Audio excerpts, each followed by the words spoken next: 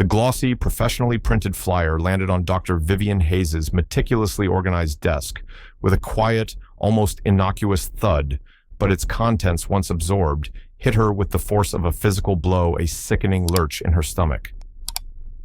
As the newly appointed and first-ever State Secretary for Inclusion and Equity, a cabinet-level position she had tirelessly championed, lobbied for, and helped meticulously craft the legislation to create, Vivian was no stranger to the insidious, multifaceted ways prejudice could manifest, from subtle microaggressions to systemic, institutionalized discrimination. But this was different. This was a bold public declaration of war, cloaked in the language of civic virtue. The flyer, emblazoned with the anodyne, almost deceptively bland title, Coalition for Safer Community Parks, was an invitation to a highly publicized statewide petition launch and rally. Its stated goal, innocuous on its surface, was to address the growing crisis of disruptive and dangerous behavior by unsupervised youth groups in our public recreational spaces, and to empower local communities with the tools necessary to restrict park access for non-residents and those who consistently fail to adhere to established codes of conduct. The language was carefully, almost surgically coded, designed to appeal to vague anxieties and a desire for order. But the accompanying imagery, professionally shot stock photos of smiling, idyllic white families picnicking and playing frisbee, starkly contrasted with grainy, decontextualized, and subtly distorted snapshots of Black and Latino teenagers playing basketball, laughing amongst themselves, or picnicking in larger groups, their faces subtly shadowed or angled to appear menacing, left absolutely no doubt as to the petition's true, ugly, and deeply racist target. The primary organizer, the name emblazoned at the bottom of the flyer in elegant script, was one Ms. Karen Sterling, president of the Willow Creek Preserve Homeowners Association. This was an ultra-exclusive, predominantly white and aggressively fortified, gated community renowned throughout the state for its litigious NIMBYism, its meticulously manicured lawns, and its long, bitter, and well-documented history of attempting to restrict, if not entirely eliminate, public access to the adjacent state-funded Willow Creek Regional Park. This park, a sprawling jewel of public land, was heavily and joyfully utilized by families from the diverse working class and often underserved neighborhoods on the other side of the county line. Neighborhoods that Willow Creek Preserve residents viewed with a mixture of fear and disdain. Vivian felt a cold, familiar anger rise within her, a righteous indignation she had learned to channel into focused, strategic action. This wasn't just about rowdy behavior or maintaining community standards, those tired euphemisms for racial animus. This was about racial exclusion, pure and simple. It was a calculated, cynical attempt to use the levers of local and state government to codify prejudice, to deny Black and Latino children and their families their fundamental, constitutionally protected right to enjoy public spaces funded by their own tax dollars. Karen Sterling was not just an overzealous, out-of-touch HOA president.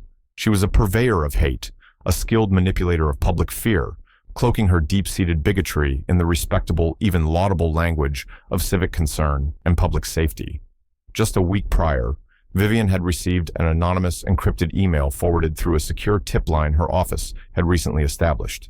It was brief, cryptic, and deeply unsettling. Secretary Hayes K. Sterling of Willow Creek isn't just about parks.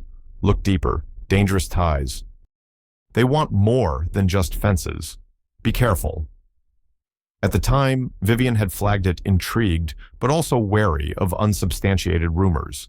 Her office received numerous tips, some credible, some merely vindictive.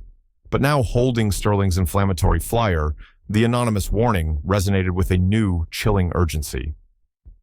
"Maya," Vivian said into her intercom, her voice quiet, but edged with unyielding steel, addressing Maya Rodriguez, her brilliant, indefatigable chief of staff and a former investigative journalist.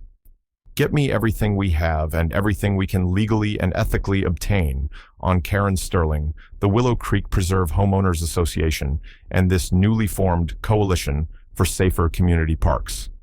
I want financials, affiliations, past legal actions, online presence, the works, and find out which state legislators, if any, are foolish or craven enough to be publicly endorsing this Safer Parks petition and this rally. It seems my first major battle as State Inclusion Secretary has just found me with a vengeance." She knew this wouldn't be an easy fight. Karen Sterling was wealthy, impeccably well-connected within certain influential circles, and demonstrably adept at manipulating public opinion with a potent cocktail of fear, misinformation, and carefully curated appeals to racial anxiety. But Vivian Hayes hadn't reached this office, hadn't built her career on the bedrock of hard-won victories against entrenched discrimination by shying away from tough, necessary fights.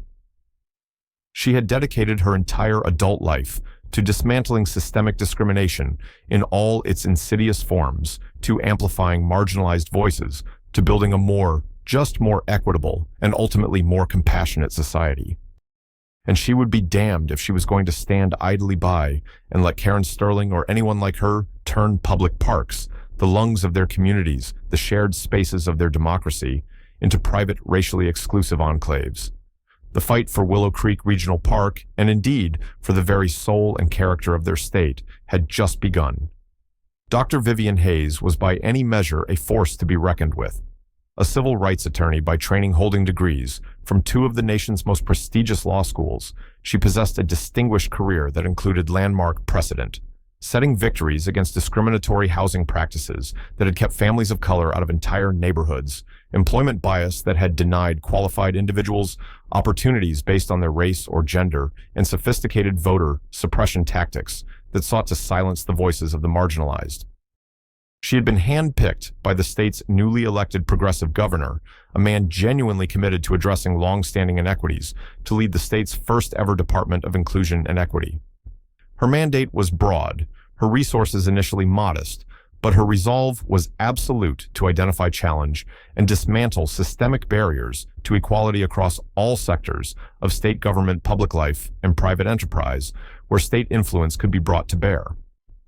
She was known for her razor-sharp intellect, her passionate, persuasive eloquence in both courtrooms and legislative chambers, her strategic chess player's acumen, and her unwavering, almost spiritual commitment to the principles of justice and equality.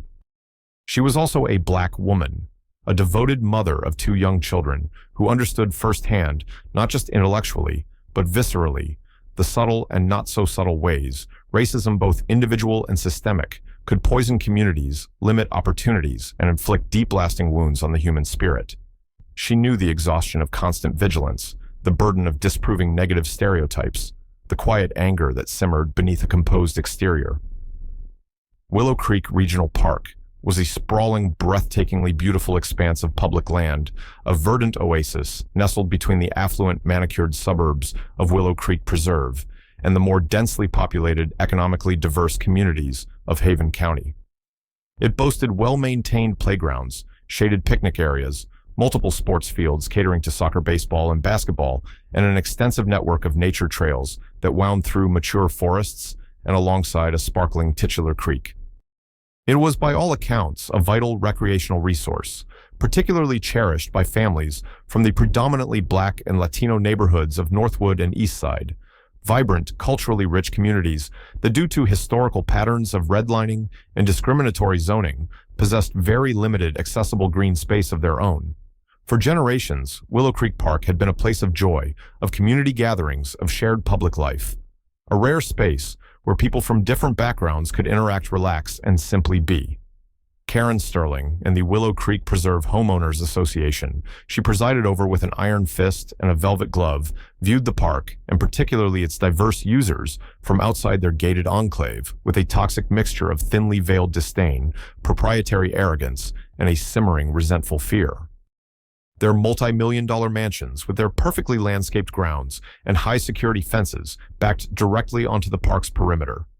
They had long and loudly agitated for increased security measures, often a euphemism for more aggressive policing of minority youth, heavily restricted public access through fewer entry points and higher fees, and a general upgrading of the park's clientele to better reflect the exclusive character and community standards of their jealously guarded, racially homogeneous gated community.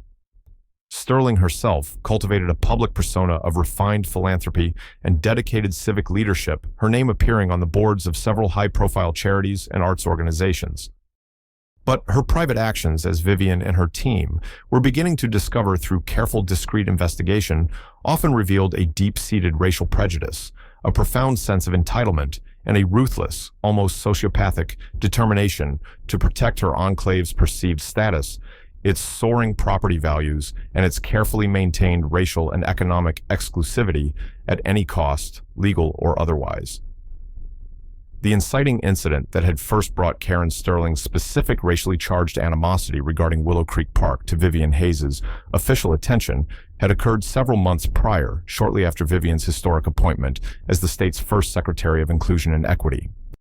Sterling, cloaked in her authority as president of the Willow Creek Preserve HOA, had formally petitioned the Haven County Parks Department and had pointedly, almost provocatively copied Vivian's new office on the correspondence, a clear, if unspoken, attempt at intimidation or a preemptive challenge to implement a draconian series of new park usage regulations and conduct standards.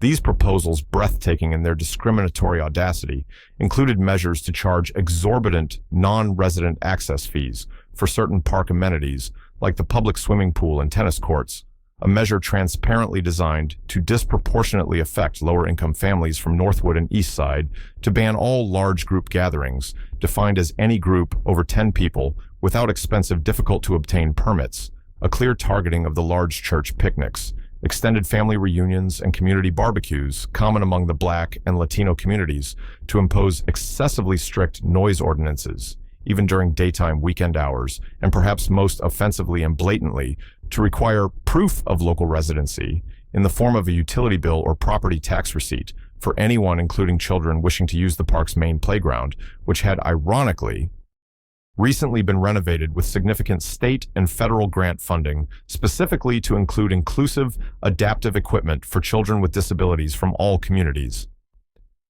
Sterling's public justification for these outrageous proposals, as always, was meticulously couched in the reasonable-sounding, almost unassailable language of ensuring public safety, maintaining order and cleanliness, and preserving precious park resources for local taxpayers who fund them.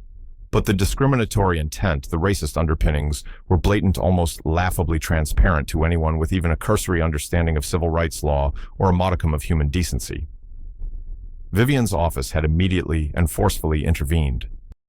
They issued a strong, detailed advisory opinion to the Haven County Parks Department, meticulously outlining how Sterling's proposed regulations would flagrantly violate multiple state and federal civil rights laws, including but not limited to Title VI of the Civil Rights Act of 1964, which unequivocally prohibits discrimination on the basis of race, color, or national origin in any program or activity.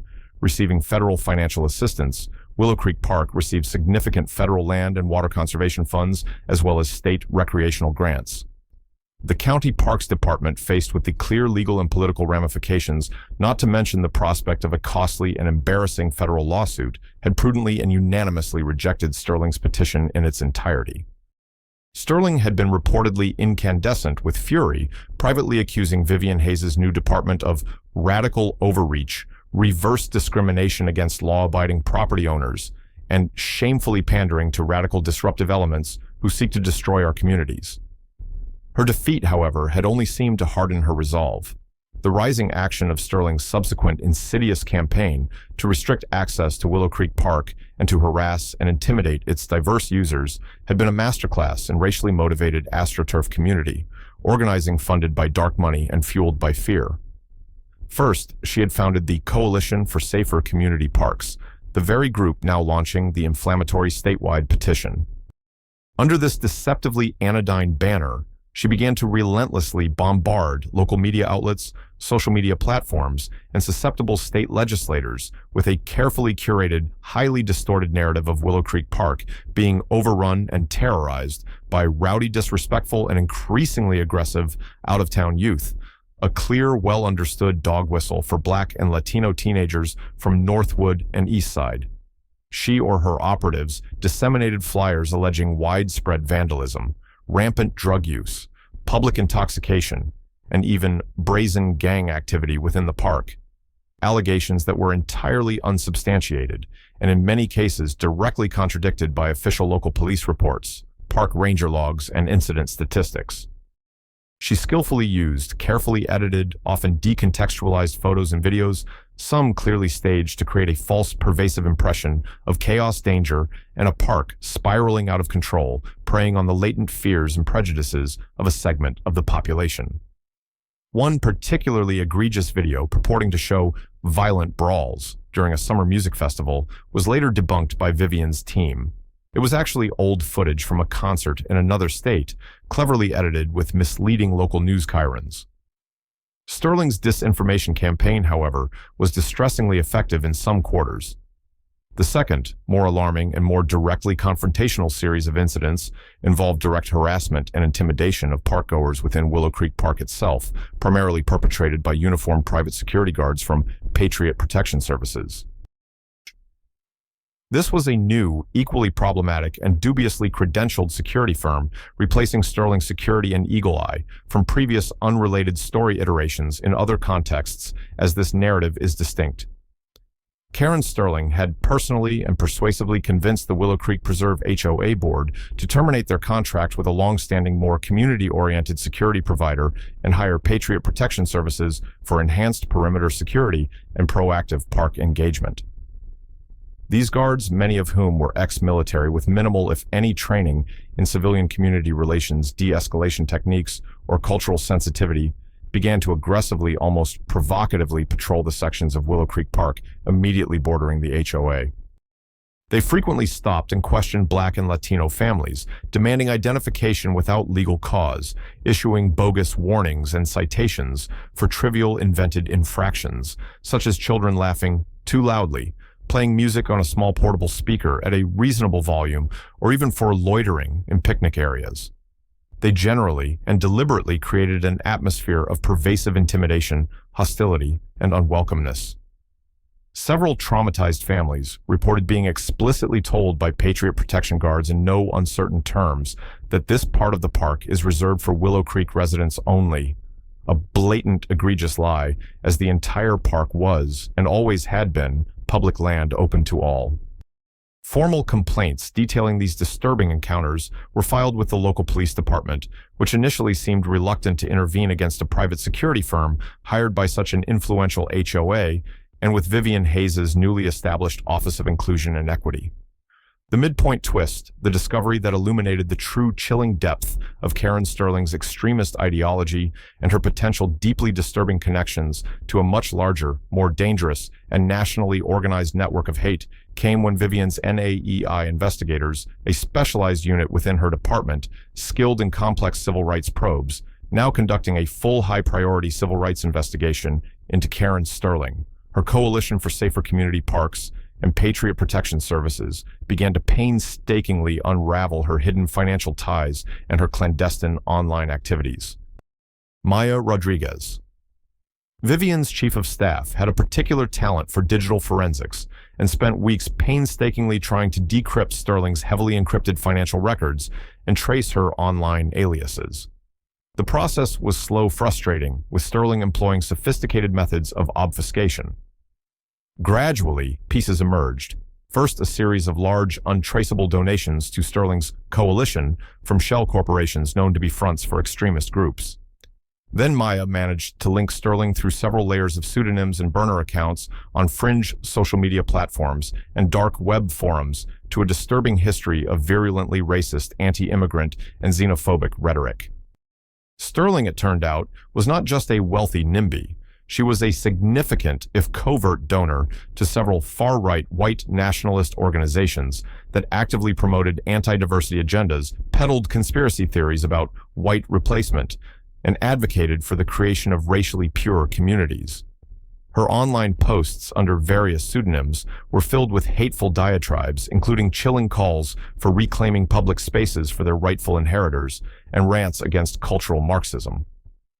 Her Safer Parks petition wasn't just about keeping undesirables out of her local park or protecting property values. It was a key component of a broader hate-fueled and dangerously ambitious political agenda. It was an attempt to use a seemingly innocuous local issue as a wedge, a pilot program, to build a statewide and potentially national platform for racial exclusion segregation and the advancement of a white supremacist ideology. The anonymous email Vivian had received now seemed less like a vague warning and more like a desperate cry from someone who knew the true extent of Sterling's darkness. The investigators also uncovered Sterling's quiet, insidious plan to stack the state parks advisory board with members sympathetic to her extremist views by funding their candidacies and leveraging her political connections. This would give her faction direct influence over statewide park policies. A red herring had briefly but significantly surfaced when a legitimate, though relatively minor issue of overcrowding littering and some isolated incidents of vandalism had occurred at Willow Creek Park during a particularly popular, heavily promoted, and poorly managed free summer music festival. The event, organized by an inexperienced out-of-town promoter, had attracted thousands more people than the park could comfortably handle, overwhelming sanitation facilities and park staff. Karen Sterling had immediately and predictably seized upon this isolated incident, cynically using it as irrefutable proof that Willow Creek Park was being destroyed by hordes of disrespectful outsiders, and that her draconian restrictive measures were urgently needed to restore order and protect our precious natural resources. For a time, some local officials, a few influential state legislators, including one Senator Harrison, who had his own murky financial dealings with developers like Thorne from unrelated past contexts, making him susceptible to Sterling's influence, and several uncritical media outlets unfamiliar with Sterling's deeper, more sinister agenda, had conflated this isolated festival incident with her broader racially motivated campaign. This lent a temporary undeserved patina of legitimacy to her increasingly shrill calls for order, control, and prioritizing local residents. But Vivian's investigators quickly and publicly debunked Sterling's manipulative narrative, presenting official park data police reports and statistical analysis, showing that the vast majority of park users throughout the year were respectful, law-abiding families, and that Sterling's evidence of pervasive rowdy behavior and gang activity was almost exclusively focused on, and often demonstrably fabricated against, Black and Latino youth. Now, with Karen Sterling's highly publicized statewide petition, launch, and rally imminent, scheduled to take place on the very steps of the state capitol building, Vivian Hayes knew she had to act decisively, not just to protect Willow Creek Park and its diverse users, but to expose and dismantle the dangerous, hate-fueled, and increasingly ambitious movement Sterling was attempting to ignite. This wasn't just a local skirmish over a playground or a picnic area. This was a battle for the soul of their state, a critical fight against the insidious creep of racial exclusion and ethno-nationalism masquerading as civic concern and community safety. And Secretary Vivian Hayes, armed with the full authority of her office, the unwavering support of the governor, and the unshakable conviction of her deeply held principles, was more than ready for that battle. The rally for the Coalition for Safer Community Parks, held on a bright, unseasonably warm autumn afternoon on the imposing granite steps of the state capitol building, was a carefully, almost professionally orchestrated piece of political theater. Karen Sterling, resplendent and radiating a steely confidence in a power suit, the color of dried blood, stood at a podium adorned with American state flags and large banners proclaiming, "Our parks, our rules, our safety," and "Protect our children, secure our communities." Behind her, a small but vocal and visibly agitated group of her core Willow Creek Preserve supporters, mostly white, affluent, and middle-aged or older, waved pre-printed signs with slogans like "Take back our parks," "Residents first always," and the more overtly hostile "Keep Haven County for Haven County residents." A smattering of sympathetic state legislators, mostly from deeply conservative rural districts, with little racial diversity, flanked her on the makeshift stage, their expressions a mixture of grim determination, performative outrage, and opportunistic political calculation. Senator Harrison was notably present, looking particularly stern. Sterling's speech was a masterpiece of coded language, thinly veiled dog whistles, and carefully calibrated fear-mongering. She spoke with feigned maternal concern of eroding community standards, of uncontrolled elements infiltrating and degrading public spaces, of concerned parents, hard-working taxpayers who were now afraid to let their children play in parks, overrun by disruptive, disrespectful gangs of youths from other areas. She never explicitly mentioned race, of course. She was far too cunning for that. But her implications were crystal clear, her intended targets unmistakable to anyone paying attention. She painted a vivid dystopian picture of idyllic suburban parks, under siege of law-abiding tax-paying residents being driven out by hordes of outsiders who didn't respect our values, our property, or our way of life. She passionately called for common-sense reforms, for local control, for the state to empower communities to protect themselves. Reforms that just so happened to align perfectly point by point with the racially exclusionary and discriminatory measures outlined in her statewide petition. Secretary Vivian Hayes watched the unfolding spectacle from the edge of the surprisingly large crowd, her expression carefully unreadable, her team of NAEI investigators discreetly recording every word, every inflammatory image, every reaction from the assembled supporters. She had, through the governor's office, arranged for a significant but deliberately low-key presence of state police plainclothes officers, anticipating the potential for trouble or provocations from Sterling's more extreme followers. She had also, just hours before the rally commenced, received the final damning, irrefutable piece of evidence she needed from Maya Rodriguez and her team's exhaustive round-the-clock investigation into Karen Sterling. It was a series of leaked, authenticated emails retrieved from a supposedly secure encrypted server used by Sterling and her inner circle within the Coalition for Safer Community Parks. In these emails, Sterling's racist invective was raw, unfiltered, unambiguous, and utterly undeniable. She explicitly and with chilling enthusiasm discussed detailed strategies for actively discouraging colored families from using Willow Creek Park and other targeted public spaces, for making the park environment significantly less welcoming and more hostile for them, for using aggressive but legally deniable private security tactics to assert our community's rightful dominance over these public spaces. She even, in one particularly chilling and stomach-turning email to a key Patriot Protection Services contact, referred to the Black and Latino children who frequented the park as urban vermin, and spoke with cold detachment of the need for systematic fumigation to reclaim our heritage. Maya, handing the printed emails to Vivian, had simply said, her own words, bury her secretary, deep. Armed with this irrefutable proof of Karen Sterling's hate-fueled, deeply premeditated, and almost certainly criminal conspiracy, Vivian Hayes knew it was time to act publicly and decisively. As Karen Sterling reached the dramatic crescendo of her inflammatory speech, her voice rising to a fever pitch as she called on the governor and the state legislature to heed the voice of the people and immediately pass her discriminatory petition into law, Vivian Hayes stepped forward from the crowd. She didn't shout. She didn't rush the podium. She simply walked with a calm, deliberate, almost regal dignity through the parted, suddenly curious crowd towards the steps of the Capitol, two of her NAEI investigators, their official state credentials now clearly displayed, flanking her like sentinels. Karen Sterling paused mid-sentence, her eyes widening in momentary surprise, then narrowing into slits of pure, unadulterated fury as she recognized Vivian. Well, well, well, Sterling sneered into the microphone, her voice dripping with contempt and a sudden defensive aggression. If it isn't the state's esteemed Secretary of Political Correctness and Special Privileges herself, Dr. Vivian Hayes, come to silence the voice of concerned, law-abiding citizens, Doctor. Come to tell us we have no right to protect our own communities, our own children, from the chaos, the crime, and the degradation that you and your radical anti-family policies have unleashed upon our once peaceful state. A few of Sterling's supporters booed Vivian, shouting, "Go home." Vivian reached the base of the Capitol steps, her gaze calm and unwavering, locked on Sterling's contorted face. She took a small, discreet microphone from one of her investigators. Her voice, when she finally spoke, was quiet, yet it carried with an undeniable weight of authority, a profound moral clarity that seemed to silence the restless, agitated crowd. Ms. Karen Sterling. Vivian began, her tone level precise, almost surgical.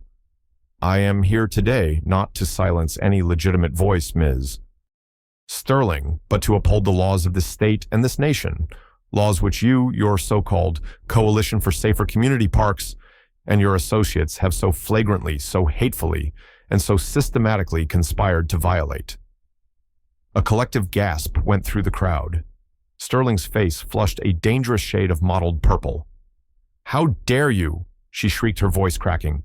"This is slander. This is a politically motivated attack. This is an outrage. We are law-abiding citizens exercising our sacred First Amendment rights to petition our government."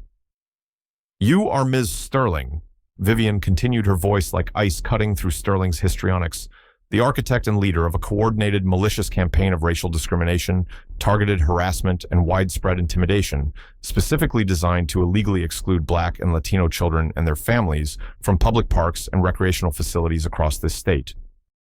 You have knowingly and repeatedly used false claims, manipulated imagery, and inflammatory racist rhetoric to incite prejudice, division, and fear.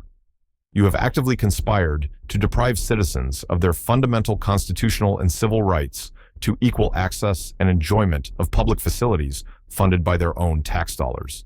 And you have, Ms. Sterling, in your own vile words, in your own meticulously documented emails, revealed the appalling depth of your racist animus and your clear, premeditated criminal intent. You targeted kids, Sterling, for the color of their skin." She held up a sheaf of papers, the printed, highlighted copies of Sterling's damning, unredacted emails. "These documents, Ms. Sterling, obtained under lawful federal warrant and authenticated beyond any doubt detail your explicit plans to discourage colored families, to make parks significantly less welcoming for them, to use aggressive but deniable private security tactics to establish dominance, and most despicably, most inhumanely, to refer to Black and Latino children as urban vermin in need of systematic fumigation." The crowd erupted in a cacophony of shocked gasps, angry shouts, and cries of "shame" and "racist." Several of Sterling's legislative supporters on the podium, including the suddenly pale Senator Harrison, began to visibly awkwardly edge away from her, their faces masks of dawning horror and political panic. Karen Sterling herself looked as if she had been struck by lightning, her arrogant smirk finally irrevocably replaced by a mask of stunned, horrified disbelief and a flicker of pure animalistic panic. "You're destroying our state with your lies." Sterling screamed, her voice hoarse. "You're the one spreading hate, Ms. Sterling." Vivian replied, her voice unwavering.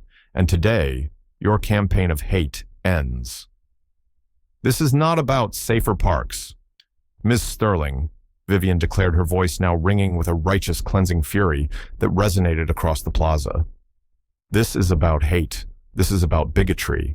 This is about a despicable, calculated attempt to codify racism into state policy, to turn back the clock on decades of civil rights progress. And I am here today, Ms. Sterling, to tell you and to tell everyone who shares your hateful ideology, it stops now." She turned to the state police captain, a stern, no-nonsense veteran, who had now moved to her side, his hand resting on his service weapon.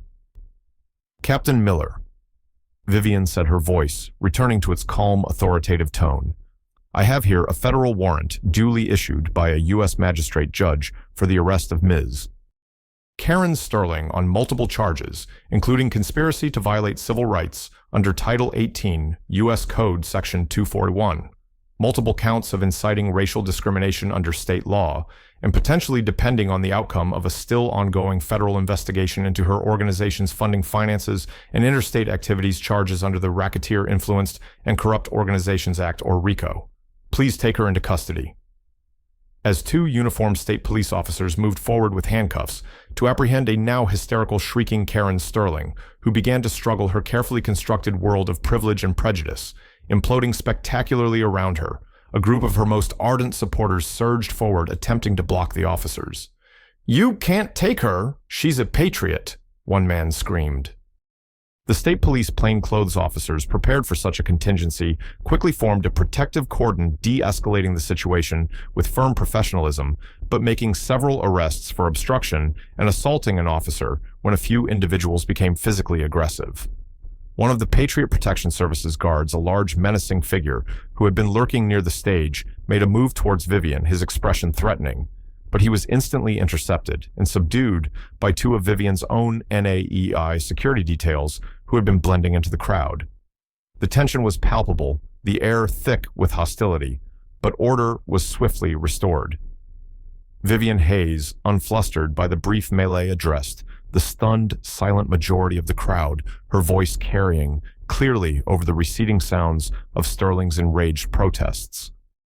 "Let this be a clear and unequivocal lesson," Vivian declared, her gaze sweeping across the faces before her, "to all who would seek to divide us, to all who would seek to deny any child, any family, their rightful dignified place in our communities, in our public spaces, simply because of the color of their skin, their national origin, or their faith.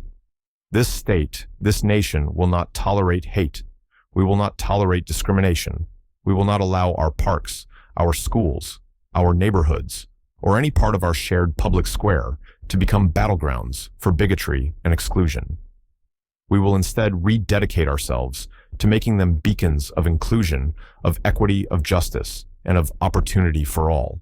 The work is hard, the fight is long, and it is far from over. But today, make no mistake, justice has begun to roll down.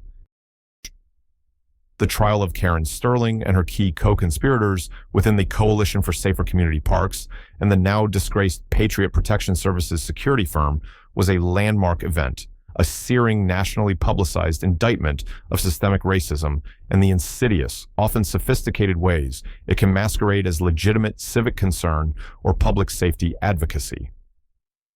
The evidence against them, meticulously compiled and presented by Vivian Hayes' NAEI investigators, the FBI Civil Rights Division, and the State Attorney General's Office, was overwhelming and irrefutable. Sterling was found guilty on all major federal and state counts and sentenced to a lengthy term in federal prison, her considerable assets seized under RICO statutes, her coalition formally dismantled and officially declared a hate group by civil rights watchdogs. Several of her legislative allies, including Senator Harrison, faced damning ethics investigations, public disgrace, and ultimately political ruin. Patriot Protection Services lost its license, its owners faced criminal charges, and the company was bankrupted by a flood of civil lawsuits from harassed families.